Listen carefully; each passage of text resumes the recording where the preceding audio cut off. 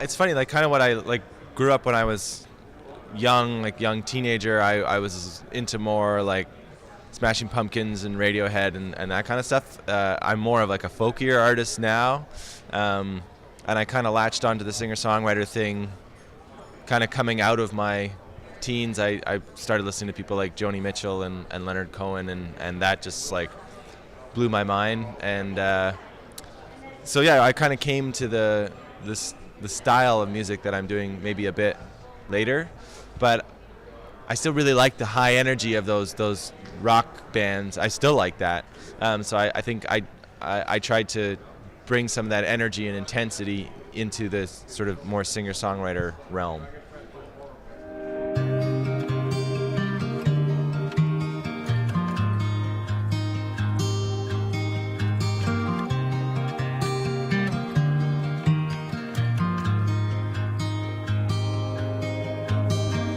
Well, I actually started on the violin when I was a kid. I did violin and piano sort of from like 4 till 14.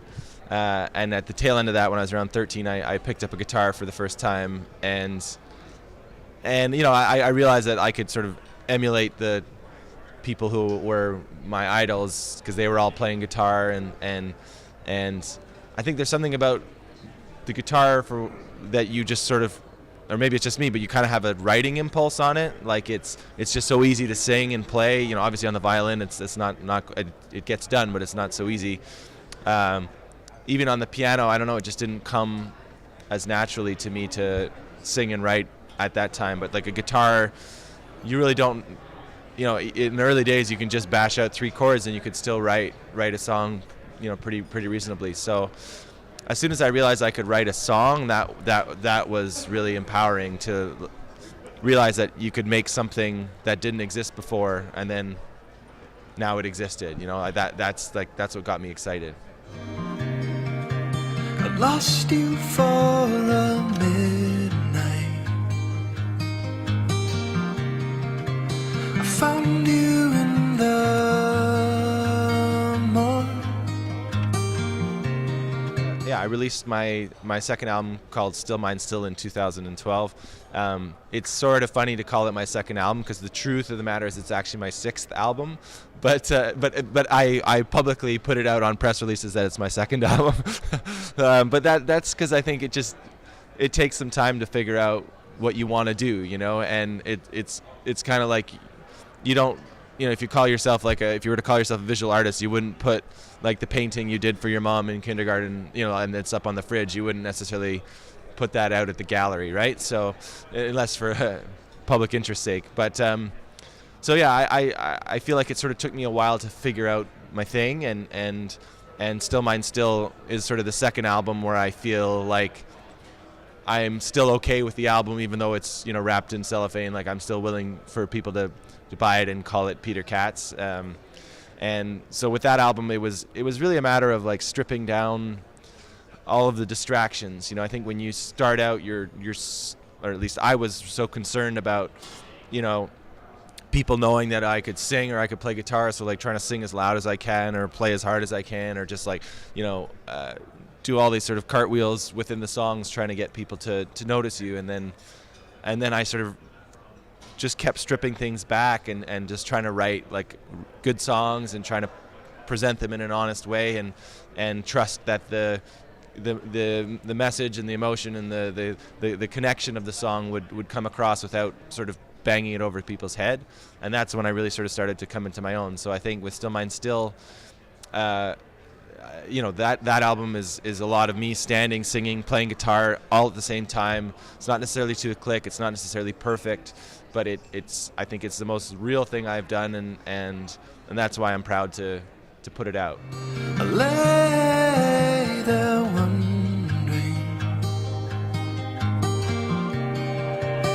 wondering where we've gone.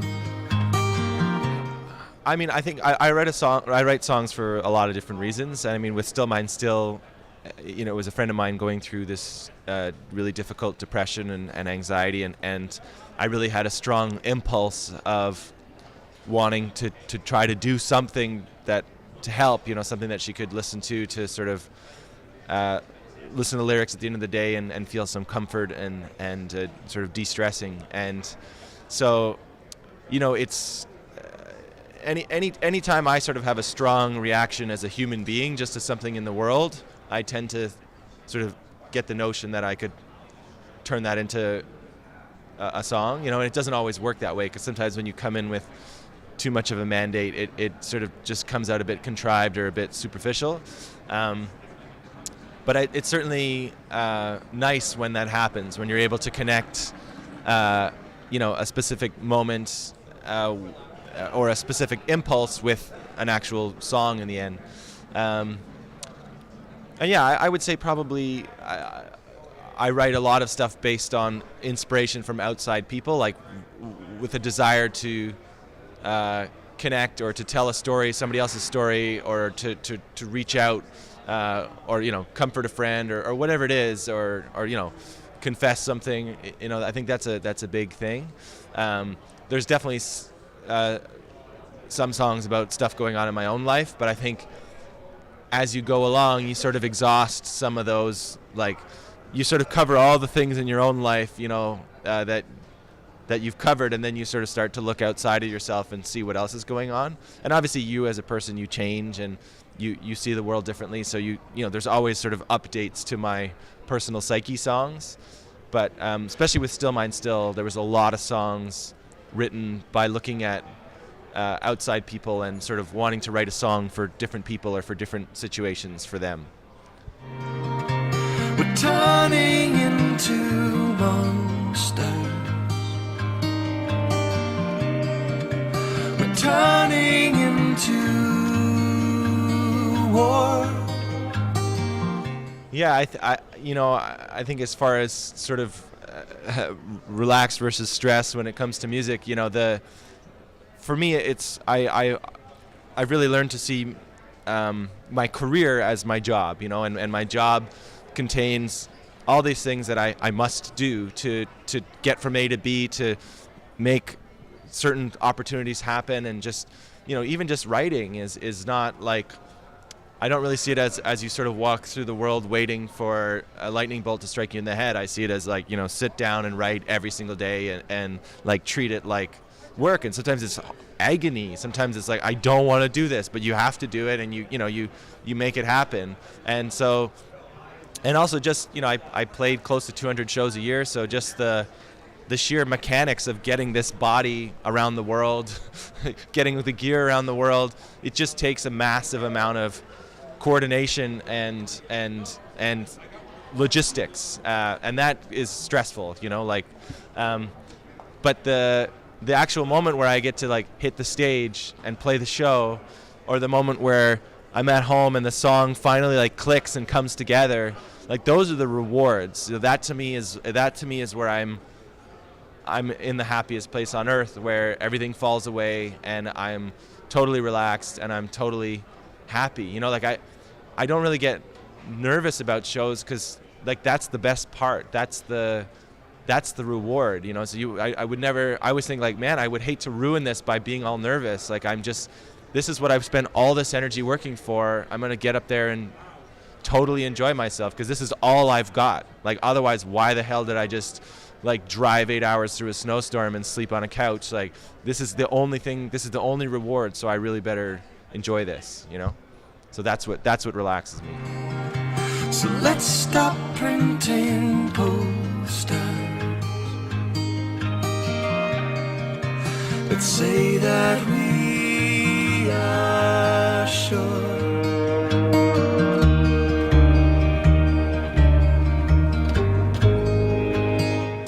What's next for Peter Katz? Well, I put out Still Mine Still about 9 months ago, and now my focus is on, I've been touring it like crazy. I'm going to keep touring it.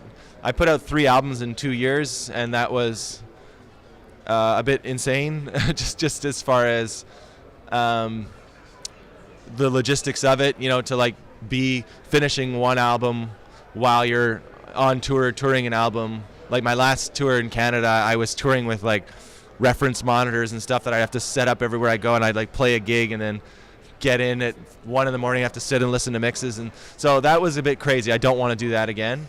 And I also feel like I really want to make something really, really, really, really good. And I know that's like an obvious thing to say, and that's what everybody's trying to do, but I think that requires some time.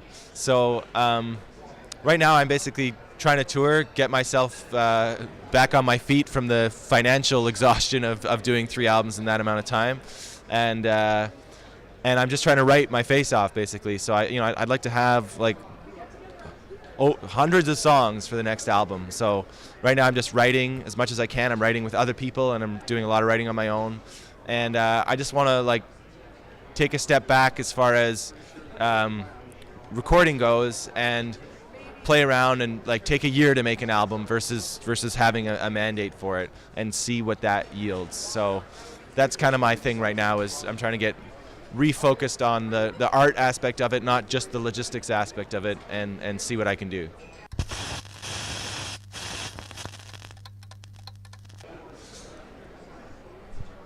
I think life, wow, I need to think about this. I think life is this right here. I think I have a perspective on life from having been very close to death when I was young, that I could die as I walked down the street after leaving this interview. So I really feel like there's no sort of tomorrow in life. Life is just this right now, and I think that's why I'm able to be a musician. That's why I'm stupid enough to think that I should do this every day, because I don't really think about the bigger picture of it, because I don't really believe in the bigger picture. I think it's just you try your best, you try to be a good person, you do the things that you feel are right and you feel inspired to do, you do them as well as you can, and by doing that leads to the richness of your life, of the people that are doing the same thing that you get to come in contact with, and that's kind of all you have. So that to me there's life. I love you, hear this scene.